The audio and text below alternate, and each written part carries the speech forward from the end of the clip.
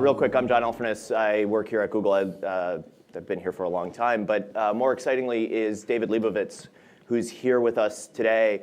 I'm really fortunate to be able to do this because David's actually a really good friend of mine. My wife and I have known David since the early days where my wife was a food blogger, and David, certainly being one of the most quintessential food bloggers out there, is somebody that we got to know early on. David, for those of you who don't know, is I don't know, just quite an luminary in this field. David worked at Chez Panisse as the pastry chef for about 13 years. He pivoted then in the late 90s, I think roughly 1999, where he started writing more, starting with blogs. And I know for us, probably 1999 felt like blogs were in full swing, but David was really one of the first food bloggers out there and remains one of the most influential food bloggers that we continue to see, food bloggers.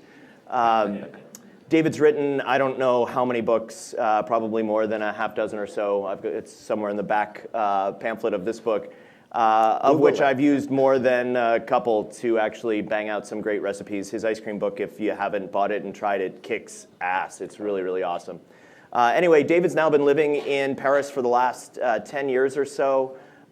He does tours of Paris. He's introduced us to our favorite chocolatier in all the world, and showed us her wonderful shop, which unfortunately had a big fire recently. But we can talk about that. Explosion, yeah. And then fire. But gas she's explosion. Okay. Denise is okay.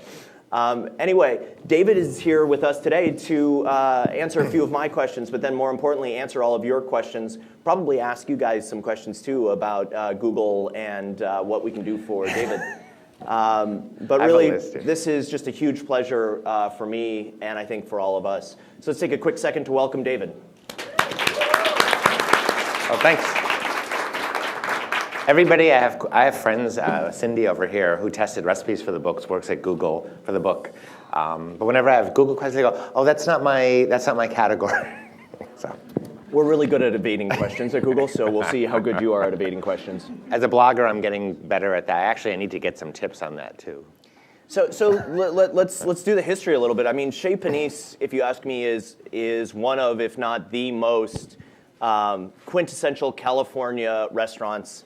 I think it really changed the pace of how Californians think about food, and it just kind of keeps going. Anybody who's eaten there over a long period of time knows the consistency is there, knows the quality is there. What was it like working as a pastry chef at Chez Panisse? Mm-hmm. I know you have all kinds of great anecdotes to share. Maybe you could just share a couple. Well, I started there, actually it was right when California cuisine was just taking off. And I was actually working upstairs in the cafe, and nobody knew at the time what radicchio was, what goat cheese was, and people were coming in and saying, like, "Oh, what is that, like tofu?" And I was like, "No, it's goat cheese." And they're like, "What's goat cheese?" And people didn't know, and it was kind of funny how it's evolved. People used to ask us how we got the oranges red, because they were blood oranges. And it was kind of funny, and it just kind of took off, and now, radicchio, you take a flight or you go to Disneyland and they have radicchio on the salad. And I just had lunch here, and this whole, if Chez Panisse didn't exist, you guys would probably all be eating Egg McMuffin sandwiches rather than all the beautiful food. So I give Chez Panisse a lot of credit, but it was a very exciting time in America. Also, coincidentally with the rise of Google and technology, people being much more aware of what they're eating, what they're doing, what they're thinking, what they're sharing. And that was also the birth of food blogs, when I started in 1999 when the word blog didn't even exist. And people thought I was crazy. My friends who wrote books thought I was crazy. But getting back to the original question of Chez Panisse, it's actually been really interesting seeing how the Bay Area, once again, has been so innovative in promoting food, promoting technology. But we sort of tend to make it really useful and relevant. So instead of just being this movement for the sake of having a food movement, it was like, no, this is about feeding people. This is about having farms. I mean, you think the idea of having a farm outside of New York City is so crazy, but now it exists. And you have this farmer's market with all local produce. And you go to Safeway, and they have local, Strauss milk and stuff. And that's all really pretty radical still. Yeah. So. And recent. I mean, it works here in the Bay Area. We all kind of embrace it, but it's amazing how much it spread, right? Yeah, I never would have thought I have kale in my teeth, you know. I'm like, I mean, what do you we used to think? eat iceberg lettuce salad. Yeah. Just to riff off that for a second, do you think California and the Bay Area continues to be one of the main places where food is sort of innovated from like a quality of ingredients and freshness and organic and everything else? What do you see as you? I mean, you get around the world a lot. Right. Do we have competition that we should be worried about? Well, I don't think so. I think actually San Francisco and the Bay Area is actually very conservative in terms of food. People don't like trends here. I'm not going to mention any names, but there's been like a lot of molecular gastronomy stuff, and the people have come through and they've sold out audiences in theaters and so forth. But nobody, if they had opened restaurants here, nobody would have liked them because people really appreciate very simple, basic food. Going through the cafeteria here, everybody's eating like grilled asparagus. It's not fancy. There's no foam on it. There's no, there's not like turkey and clam ice cream on the side. No spherified like lamb brains or anything like that. It's a very conservative food community here, but in a good way. And I think it's really, like you go to Zuni and you get a really good hamburger or roast chicken and you're making this face. You think Sorry, about I that. love Zuni. No, I mean, yeah, you know that. That's yeah, you where think we go. about that food and you just go, wow, it's really good. And it doesn't need to be fancy. Just let the ingredients speak for itself. It's one of the reasons I love living here. Well, quality always speaks for itself. There's a lot of stuff out there, as everybody knows. You work for a search engine company. The good stuff rises to the top. Well, that's why Alice can get away with serving a bowl of fruit as her main dessert course, right? Some of the best fruit that you'll ever eat, but completely undressed, completely naked. What was your pivot? Like, what made you say, well, I'm an amazing pastry chef and I love doing this, but damn it, I want to write full time and I want to make this my career? I turned 40. I see.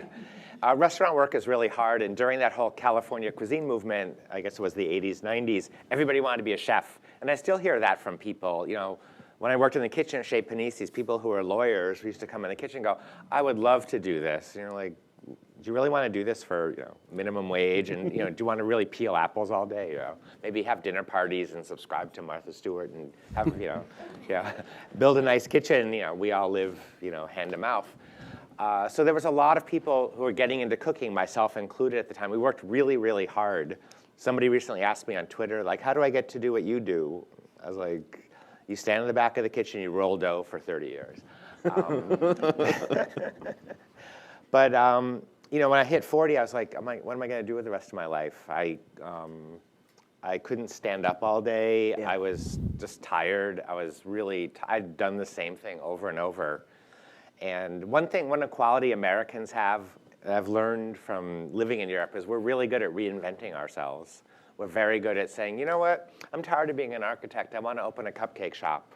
Or let's start a search engine. Or I'm going to write a book. Yeah. And we do that. And we just say, I'm going to do it. And if it doesn't work, it's OK. But we're not afraid to try stuff. So I just thought, you know what, it's time to turn the Etch-a-Sketch over, give it a shake, and start again.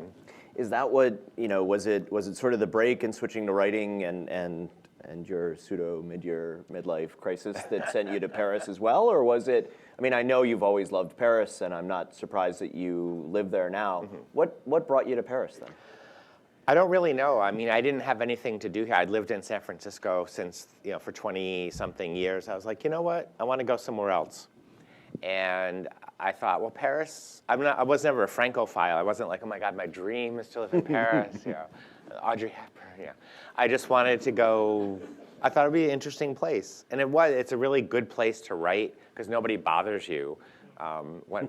People, you can stay in your apartment for weeks and months, and nobody thinks it's weird. Cindy's laughing because she lived there, and it's true. It's you could sit in a cafe by yourself, and you're not distracted. And also for me, I developed as a writer there because everything I do there, if I go out and get a loaf of bread, if I open my front door, there's material. There's a story, everything I do. Buying shoelaces, getting yelled at, buying cheese, whatever, coming up with a recipe. You've shared a lot of those stories with me and my wife. I don't know that they're all appropriate for a work audience, but are there a couple of anecdotes that you can share just to sort of comment on the quirkiness of living in Paris? Well, it was interesting. I recently went out to where they harvest the salt off the Atlantic coast, and it's if you look at a map of France from the air, Google Earth, you can see all these salt marshes that have been around since Roman times. And the people hand harvest the salt, and it's amazing. You know, you go to a store here and you buy it, and it's $12. And we went there. We spent a weekend because I wanted to see the salt being harvested. And we're sitting in this restaurant right on the coast, beautiful salt marshes, beautiful piles of salt that they had all raked. And on the table is industrial salt, like the worst salt in the world. And I said to the waitress, I said, it's kind of funny, just right out. You have it. And they're like, oh, they just didn't even notice that because it's so, you know, didn't even occur to them. So that kind of stuff, being an outsider is actually funny because my partner's French and, you know, he's pretty funny. Have you met Romain? I've heard a lot about Romain. I don't He's think we've ever funny. met, no. And so I get motivated by him and all his funny. He thinks I'm funny too, most of the time. That's good because you are. The other one that I'll throw out there, I don't know if David remembers, he'll remember the place that we were eating at in Paris, but we get to, what was the name of the restaurant again? All the black plates. We're going to the ketchup on the lobster. Yeah. Yeah. So I mean, it's you're going through an exquisite meal in Paris, and David and I'll have to rack brains for the name of the place. But it was one of the places on the list that my wife knew that she wanted to go to, and of course you meet up with David and you magically get into these places. And we're working through the meal, really like elegant, fancy, you know, high-end, 3-star sort of French food. We get to the lobster course, and everybody's excited about the lobster course because the three of us love lobster. Lobster's very expensive in France. That's right, and it can be really good if the French know how to cook lobster, which is not to overcook it. But then that lobster was drenched in and how would we say it in French? What was the name of the sauce? I mean, it was straight up. It read as ketchup sauce. Yeah, and I'm like, what the hell is this? And it was just straight ketchup. And the waiter comes out and is really, really proud of the sauce that they put on this lobster because it was ketchup that was made specially by this friend of his, et cetera, et cetera. And the three of us are eating it, trying to enjoy it. But, you know, again, from like an outsider perspective, just going, well, shit, they put ketchup on my lobster, right? I don't know, just I can imagine all kinds of fascinating stories like that. Yeah. Let's pivot a little bit to the book. I want to make sure we give folks a chance to ask questions as well. But sure. This is, you've written a whole bunch of books. You've largely focused more specifically on cookbooks. Mm-hmm. Now you're taking a pivot to more of what I would kind of deem a memoir cross cookbook. What was it that sort of motivated you to do that? Why the bigger journey, the more work, I don't know. More work is the... Yeah, you just wanted to do the more work. Do the harder way, yeah. It's the Chez Panisse thing. Always find the harder way to do it. So, I had written a memoir. When I moved to Paris, my blog kind of took off, and a lot of people were saying, well, you should write a book about your story. So I wrote a book at the time, which was very well received, and it was kind of funny and very young and fresh. And we changed. You know, people look at my old recipes. I had a chance to revise the book, and I was like, oh, I don't make the brownies like that anymore. I do this now. And that changed, so that changed, and that changed. And my life has changed a lot. So I had proposed a book to my publisher, who I love, 10-Speed Press, just a book about France, another book about stories. And the publisher, Aaron, who's great, said, it needs to have recipes. I was like, no. And I had spent 8 months working on the proposal, which is what you normally do when writing a book. And he said, well, you know, we need to have recipes. And to make a long story short, I realized he was right because as a cook, my story is through recipes. My story is through cooking. I cook all day, and that's who I am. I'm a cook. I've been a cook since I was 16 professionally. Well, I was a dishwasher and I was a dishwasher, Bonanza sirloin pit, and the guys who tended the meat in the Naugahyde aprons used to terrorize me with the flaming steaks and stuff. And we're gonna throw you on the fire. And now I'm like, where are they now? I'm in Google now. Come join me. Last question that I'll ask, and then we should turn it over to friends in the audience. I've heard that you had an opportunity to redo your kitchen. I know your kitchen for your already small Parisian apartment was not very large. Right. I don't know. Talk to us a little bit about the kitchen remodel, what you did, what you're happy about. Okay, well, the short answer is, when I started the remodeling project, a friend of mine in Paris said, promise me you won't write a book about remodeling in France. I said, okay. And then all this stuff happened, and it was it was very difficult. I was working on the book at the time. And actually, if anyone here has ever bought a house in America, it takes 30 days. In France, it takes about a year just to close. Yeah, it's like, It's really stressful, and it's all, it's very difficult. And then it needed to be remodeled. And I thought, I've done remodeling here. I'm like, well, let's just put this here and this here. I want a nice big kitchen. And to condense the story, people were walking by, like on the street. They were looking, and they're like, "Are you building a restaurant here?" I'm like, "No, it's a kitchen." They're like, because I was like, I want a big area to cook in. Traditionally, actually, French people always had the kitchen apart from their apartments. You never wanted to. Going back in history, the maid always made the food. Like you didn't. It's very class oriented. Like you didn't want to be around the smell of food. So they have this. The new concept is they call it a cuisine américaine, or an American kitchen, which is open with a big counter, and everybody likes that. And you sit at the stools and stuff. But it was very challenging. A lot of stuff. You're tech people. I said, I want USB ports. We're doing the electricity.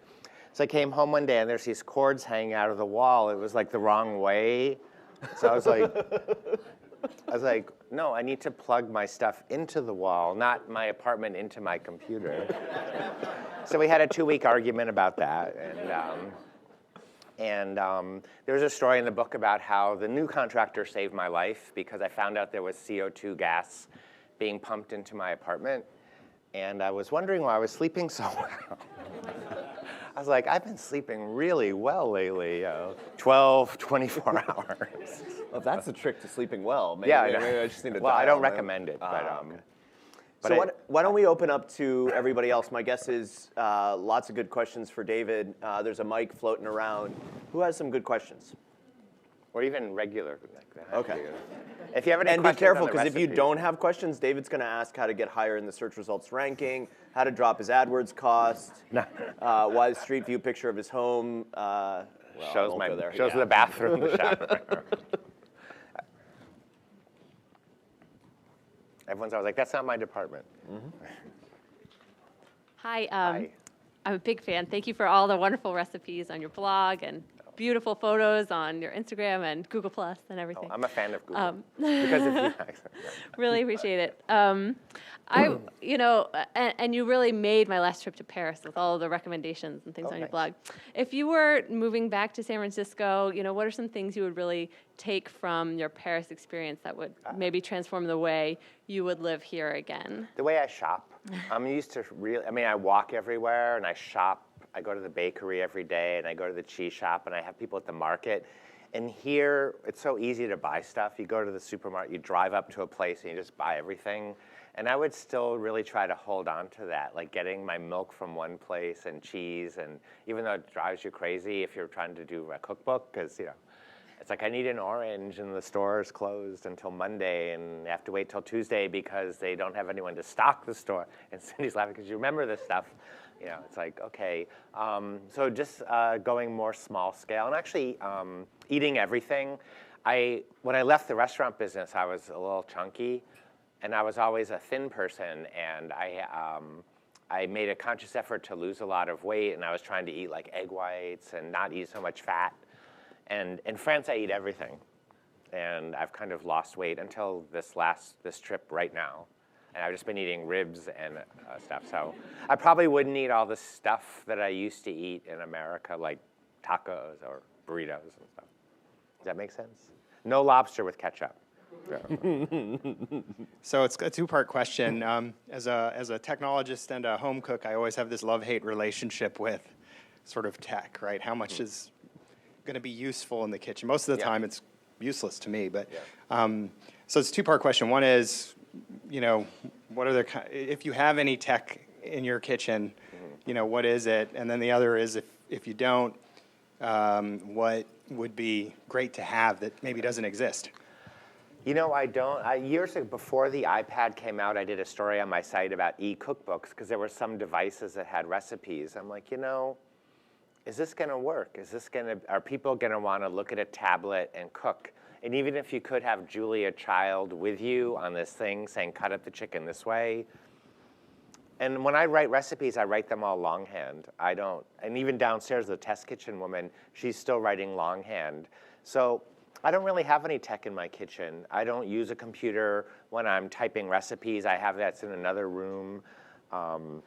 What I would like is, and I know this exists, but I'm just too crazy to do it, is a voice-activated tool. So I could say, chop one onion, so I didn't have to stop and write it down, or something that would record what I do and condense it so that I could just have it right there without having to go through all these recordings of stuff.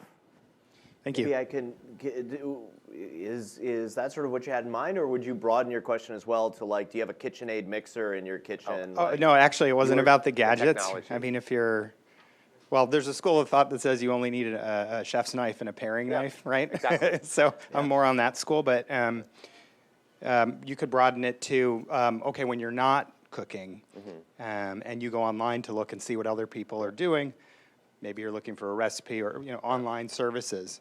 Although, just to your point about dictation, we definitely have that, but it's not structured for that use case. Yeah, you see these like refrigerators that tell you when you need milk. It's like, no, I don't need that. I can open the door, but I need a computer to write on. I need a computer to go search for a recipe or search for a technique. So a lot of this innovation in the kitchen is kind of silly, and this whole idea of a chef's knife, a paring knife, and a pan is really great. I've gone to people's houses. I was actually somewhere the other day, and they had a turkey deep fryer. It was a machine just for deep frying turkey. And That's highly useful, right? it's highly useful one day of the year. And, it's people who have these very big kitchens and so forth. And I lived in I had a really nice kitchen here in San Francisco. And then I moved to a very small place in Paris. I didn't have a mixer for a year, and I just had a couple pans. And I wrote 2 books there. And it was good because I could write to people who have small kitchens, light up your wok burner and heat up, 6 gallons of rice bran oil and then fry the quail hearts until, and you're just, all those kind of books just kind of freak me out because I love when people come to me and they go, I made your recipe for Madeleines and they were great. I made your vanilla ice cream, it's great. And that's what it's all about. And I think in spite of how great technology is, cooking is a visceral experience. That's why I wrote this book, because it's like if you need a recipe for chocolate cake, you can go online and find one. I wrote this book because I wanted people to read about my life, read about the recipes, and pick it up and touch it and feel it. I chose the photographer because he's he's good at getting like the sort of the textures of vegetables and meat. And Paris, Paris is not necessarily a beautiful place. It is, but there's a lot of funkiness to it, like the ethnic neighborhoods. I live near Belleville, which is an Asian neighborhood, and people are like, there's Asians in Paris? I'm like, yeah, there's a huge neighborhood. There's Indian neighborhoods, and I thought those sort of showed the diversity of Paris, and I wanted to show that in the book. What other questions do folks have? A few more hands going up. Hi. Hi. So 2 things. One is I wanted to admit I've never made a single one of your recipes, but that's not because I don't like your recipes. The books are for sale. No. It's because I have to deal with my family with like over a dozen different food allergies that milk, wheat, dairy, eggs, But you probably have recipes that you make over and over again. Absolutely. And that's great. Yeah, that's what you And do. I actually love you for your stories, so I'm really excited about your new book, and I read your blog religiously because of the stories and what I imagine your recipes would taste like. Okay. That's okay. The other thing is that I had a question for you is, how do you balance with Google, you can find, like you said, chocolate ginger cake recipe, right? Which is one of those, I imagine yours is amazing.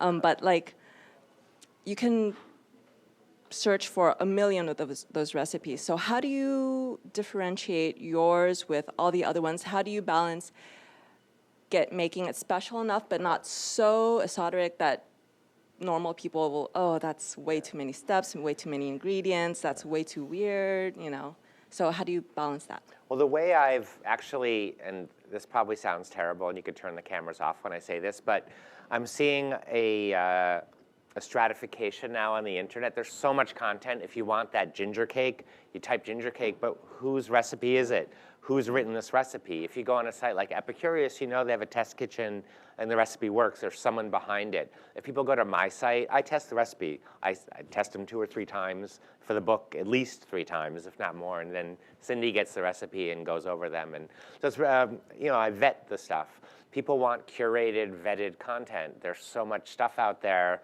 that's not good. When I want my name to be, I've become a trusted name. I didn't do it intentionally, but I have the chops, and because I am a cookbook writer as well, so you can turn the camera back on again now. But I actually try to cook for a global audience. 1/3 of my readers on my site are from outside of the US.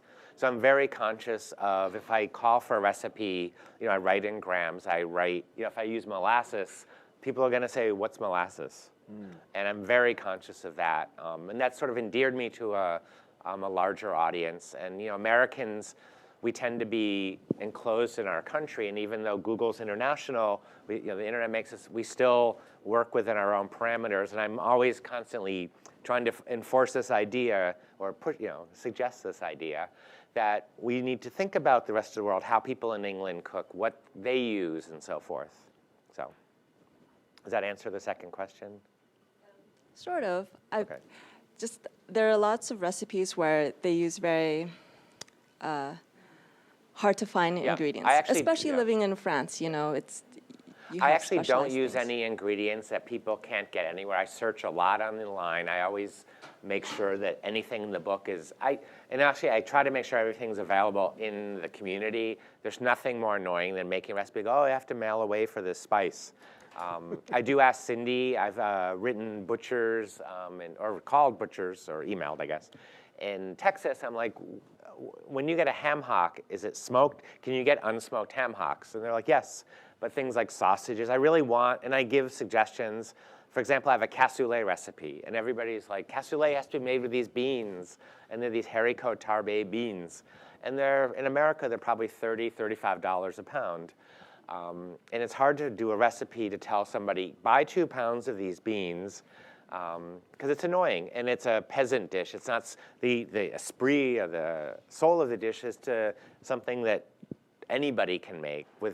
That's what French cuisine is. It's regional food too, what's available. So I try to encourage people to use what's available. And there's only one ingredient in the book, which is salt cod, which I love a lot, which you might have to send away for. But other than that, everything else is, I really strive to make stuff that people can make. I've seen a lot of chefs' books, with a 1/4 cup of squab stock and this, And I'm like, okay, they're just showing off.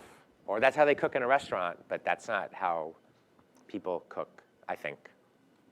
It's okay. Here in the Bay Area, salt cod is kind of the same thing as endive these days. So They you couldn't get kinda it at do- Camino yesterday. Really? Yeah. Oh, strange. Yeah.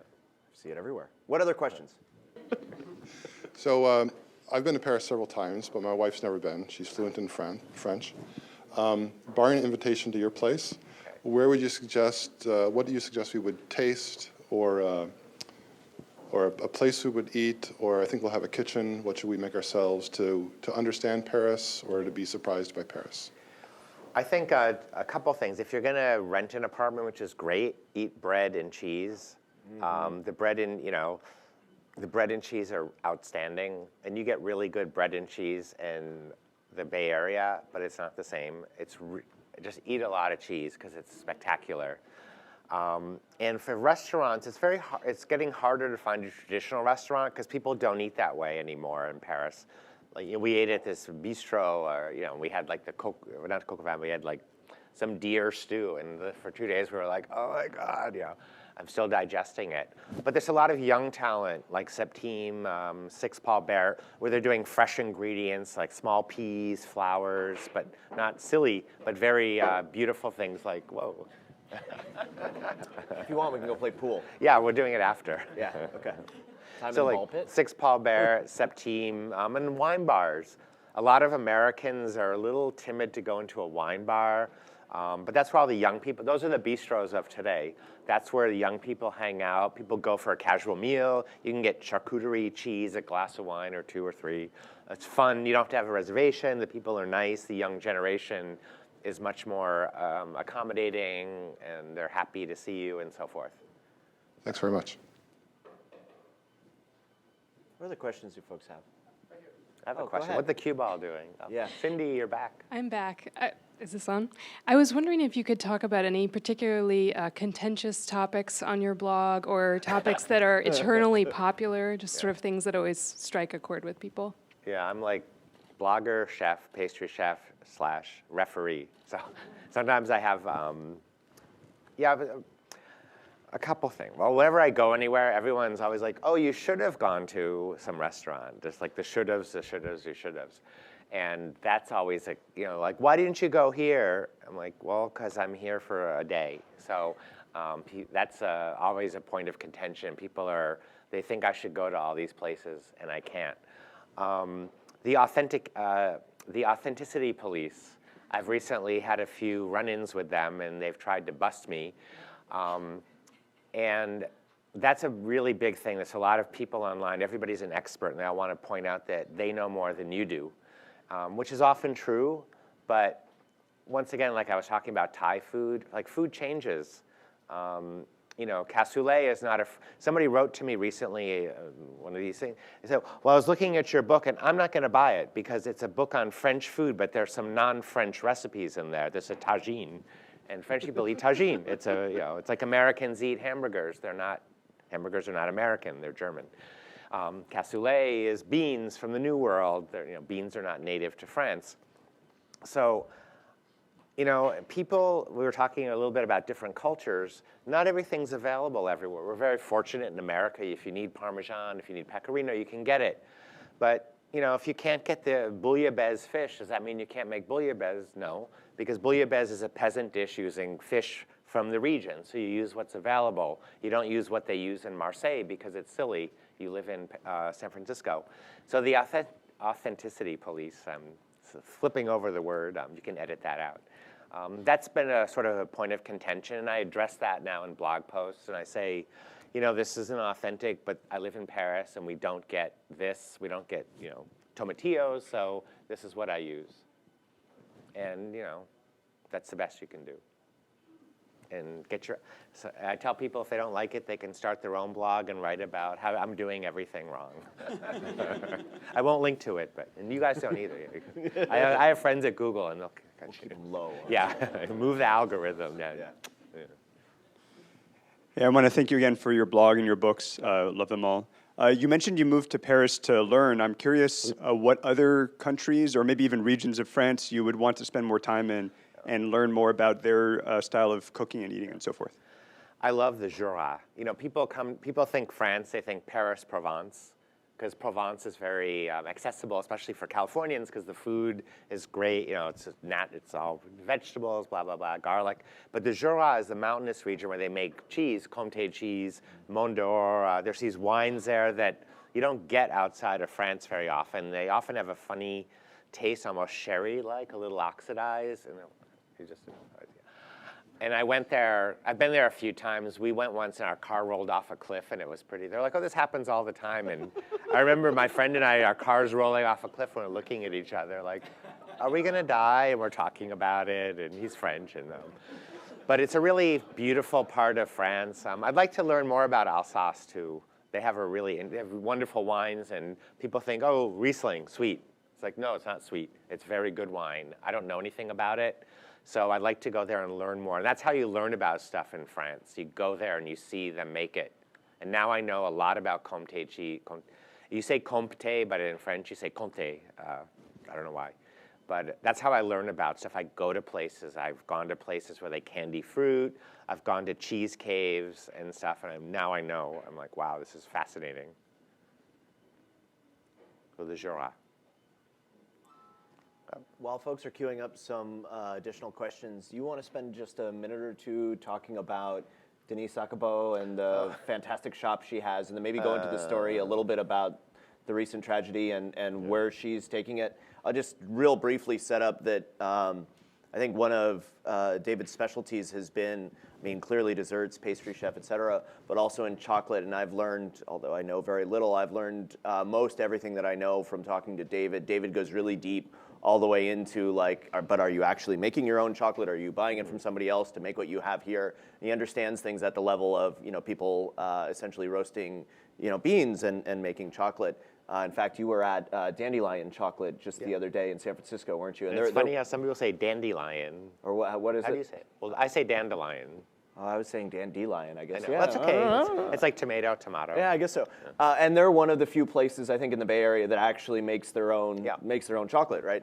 But Denise Acabo has this amazing chocolate shop in Paris, and it's just so stuck in our memories as one of the places that my wife and I have loved to visit. When we were last there, we brought our kids, and she's an amazing woman walking around, pulling out some of the best treats, chocolates, candies that you've ever had in your life. You want to just talk a little bit about how you guys met and some of the, she's gotten a hold of special chocolates, but she had to beg to get a hold of them and all this kind of stuff. She's the only 80-year-old woman who kisses me on the lips. I swear, okay, let's. But actually, the Dandelion people are great. They actually came to Paris, and I showed them around. I didn't know them. And they were like, we're thinking of opening a chocolate place. And I was saying, they used to own Plaxo, I think, and they sold it. And that's what Americans are really good at, in reinventing ourselves. And I was like, well, it's going to be really hard. And then they opened, and they acknowledged me effusively for influencing them, which I didn't really do. They did it, but it was great.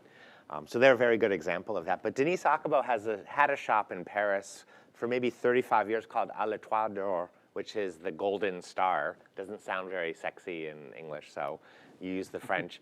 But she was curating candies and specialty treats from all over France. And the store was like a little antique shop, and she wore a little pigtail, like little girl pigtails, a tie, a kilt. You've been in the shop? Oh, no. She's like quintessential, like what you would expect for a little old lady in a candy shop. But she's lovely. She loves people. She loves talking to people. She loves tourists. She's like, Americans are so great. Everybody wants to. She loves talking to people. And there's a couple of chocolates that she was the only place that carried Bernachon chocolates from Lyon. And she said, I got down on my hands and knees in front of the owner, and it's the 80-year-old woman. And I was in her apartment once upstairs, and she was like, yeah, Toulouse-Lautrec used to live back here. And I'm like, wow. And about 2 months ago, her shop, there was an explosion underneath. Somebody was working on the gas line, and the shop exploded.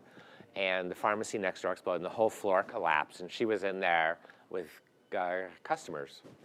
And luckily, she's okay, but she said that she saw the whole floor collapse. As a testament to good building materials, a lot of the shelves are marble, so they protected the chocolate.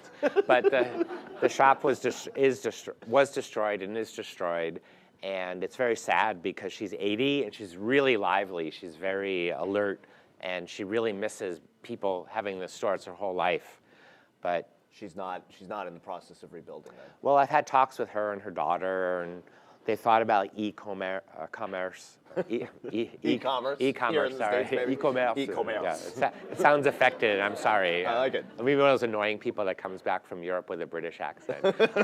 But she wanted to, I was like, you're in France and nobody's gonna, people wanna come here. And you went in the shop, and every single person I've sent in that shop, I was like, that was our favorite stop in Paris. And that was actually one of the reasons I really worked on the blog. Actually, it started before I moved to Paris, but there was all these shops that nobody had heard about. They were mentioned very briefly, but the magazines were like, we want to talk about La Durée and Pierre. I'm like, this shop is amazing. Yeah, it's up at Montmartre near Moulin Rouge, and we had lunch. She's a fixture in the neighborhood. You go up there, and everybody walk by, and people come out of their shops to say, I'm sorry, what happened to your store? And so I said, let's do some pop-up stores. So. Ooh, Kickstarter campaign, pop-up stores, something like that. Yeah. What other questions do folks have?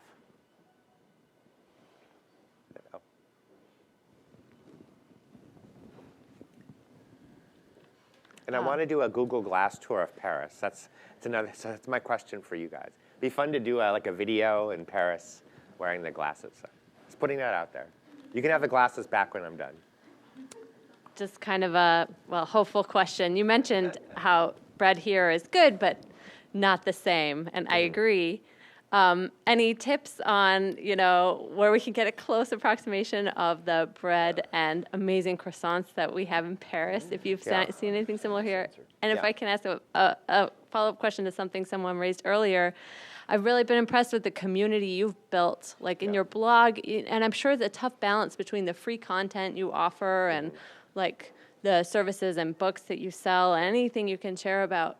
And, I'm sure moderating your comments so that it's like a positive community on your blog, and that's been really amazing. So anything you've kind of learned that you'd share would be really interesting. It's these two questions. I always forget them one after the other. You guys have really good questions.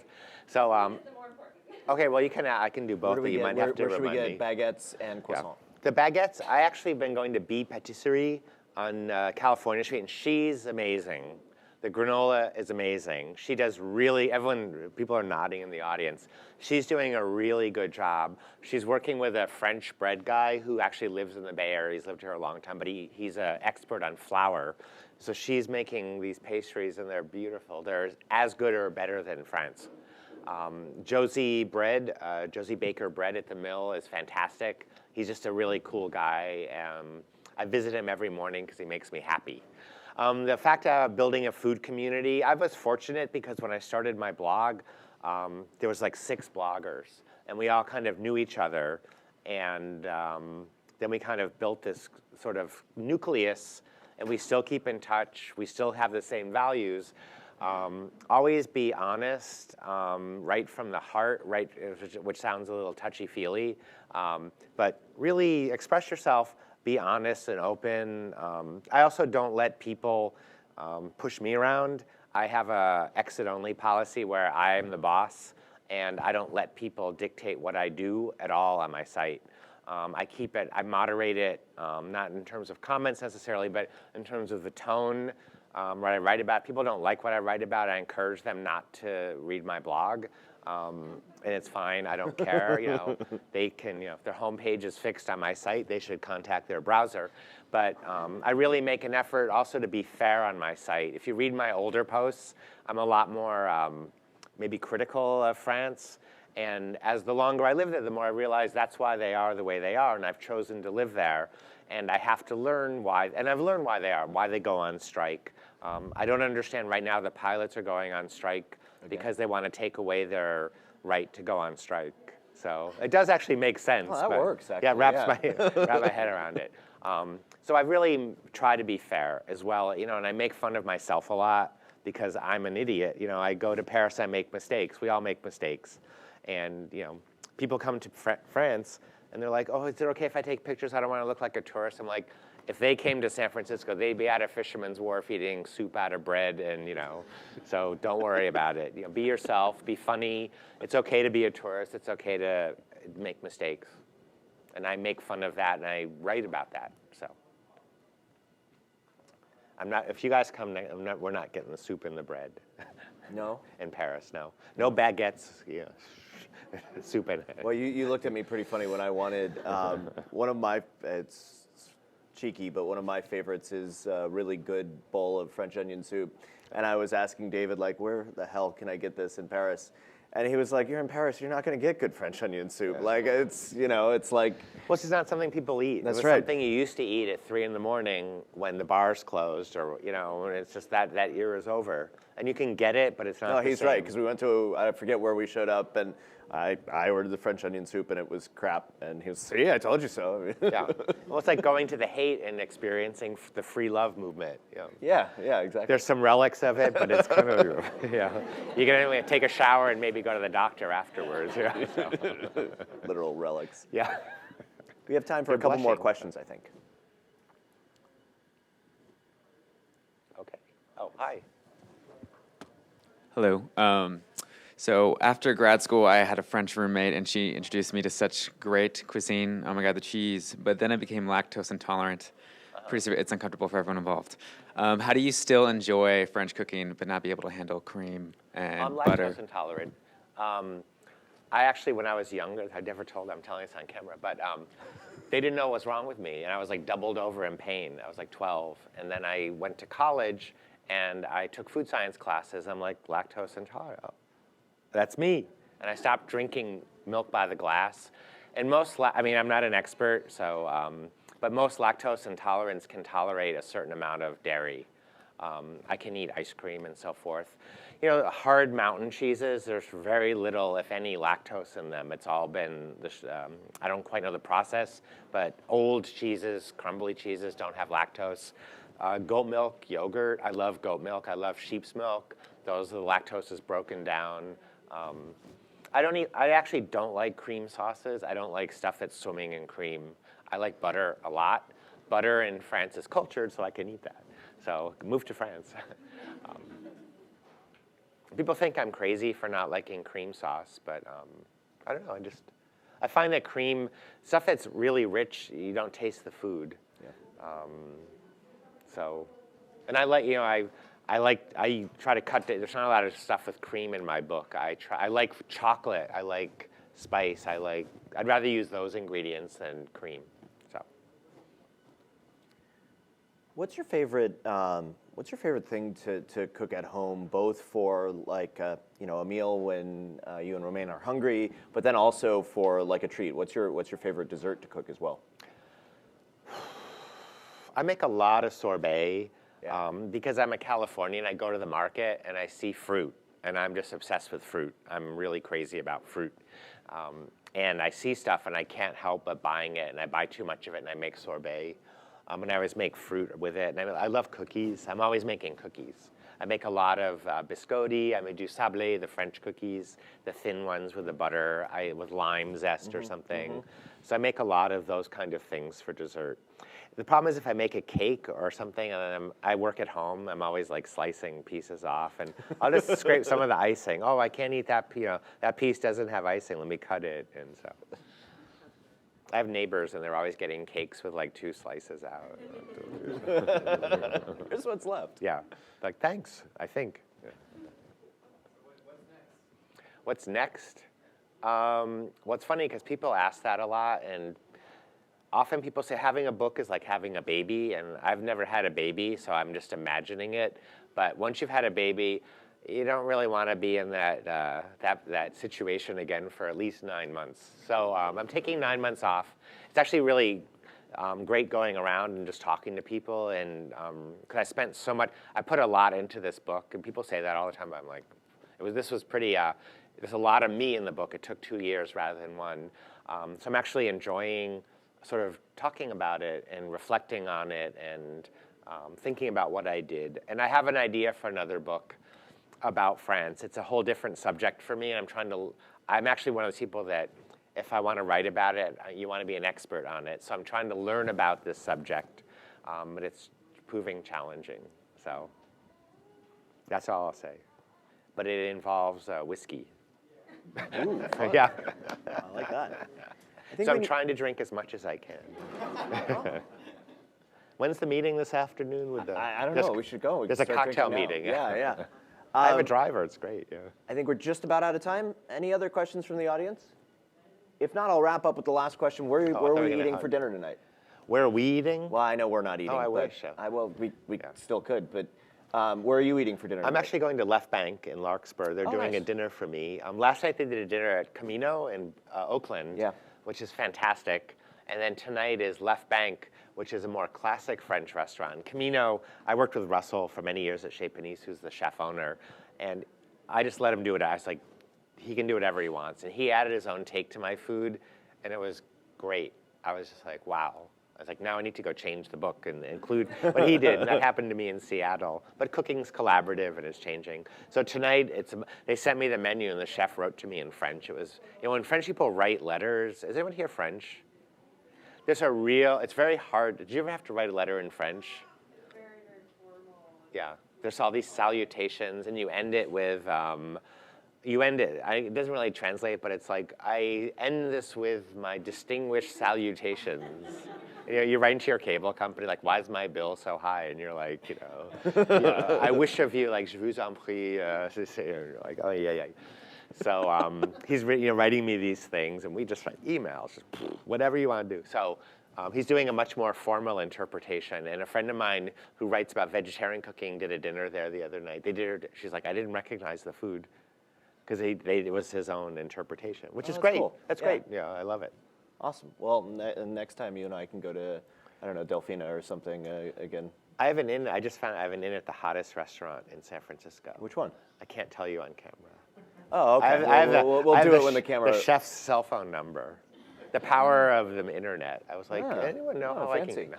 I'm not going to go. I actually am a firm believer in democracy, so I think I should have the chance everyone else. I so. have to call bullshit on that because I remember last couple times ago you called us and you're like, can you get us into Delfina? And I think our response was just that. Yeah, like, I put if it on anybody you. can get into Delfina, you can. And I don't know, I think we ended up getting the reservation, but like Well, I'm to still hell try- with democracy on that one, right? Well, I'm traumatized because years ago, a friend of mine opened a restaurant in San Francisco. It became really hot. She goes, well, if you ever want to get in, just tell them you're a friend of mine. So I called up. I'm like, hi, I'd like a reservation for Thursday. They're like, we're all booked. I'm like, well, I'm a friend of so-and-so. And the woman said, oh, sure you are. After that, I was like, oh, God, I'm never doing that again. Well, with that, David, thank you so much for coming by to Google. We really appreciate having you. Okay, Thank you. thanks.